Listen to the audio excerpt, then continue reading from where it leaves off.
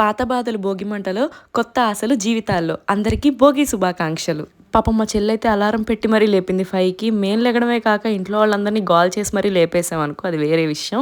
ఇంకా అలా స్టార్ట్ అయిపోయి కిందకైతే దిగాము. దిగిన తర్వాత మా ఫ్యామిలీ వాళ్ళు ఒక్కొక్కళ్ళుగా వస్తా ఉన్నారు. ఇగో మా అల్లుడినైతే మా వదిన డైరెక్ట్ నిద్ర నుంచి లేపేసినట్టుంది. పాపం వాడు ఇంకా ఆవలిస్తానే ఉన్నాడు. పెద్ద నేనేదో పొట్టుకత్తలాగా నేను కూడా పెడతా అని వెళ్ళాను ఒప్పుకుంటా. కానీ అక్కడ ఏంటంటే సెగ బాగా తగులుతుంది. ఒక చలికి తట్టుకోలేను, ఒక ఎండకి తట్టుకోలేను, ఒక వేడికి తట్టుకోలేను. ఎందుకో నా బతుకు మరి.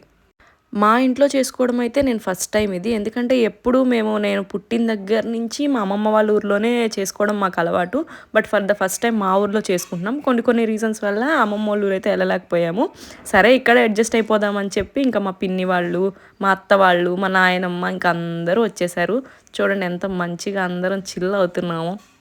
నెయ్యి, నవధాన్యాలు, కట్టెలు అయితే భోగి మంటలు వేస్తే మంచిదంట. మా మావయ్య తెచ్చిచ్చాడు అందరికీ. ఇంక అందరం కొంచెం అందులో అలా వేస్తున్నాము. ఆ మంట ఇంకా పెద్దదైపోయింది. ఒక డైలాగ్ ఉంటది కదా! అగ్నికి ఆద్యం పోసినట్టు అని. అలా అయిపోయిందనమాట. మా ఫ్యామిలీ సెపరేట్‌గా ఉన్న ఏదైనా ఫంక్షన్ అన్నా, ఫెస్టివల్ అన్నా సరే అందరం కలిసే చేసుకుంటాము. బయట చాలా మంచున్నా, చలున్నా ఫ్యామిలీ అందరం గ్యాదర్ అయ్యి చేసుకోవాలని పాపం అందరూ వచ్చారు. మా భోగి అయితే చాలా సెలబ్రేట్ చేసుకున్నాం గైస్. బాయ్.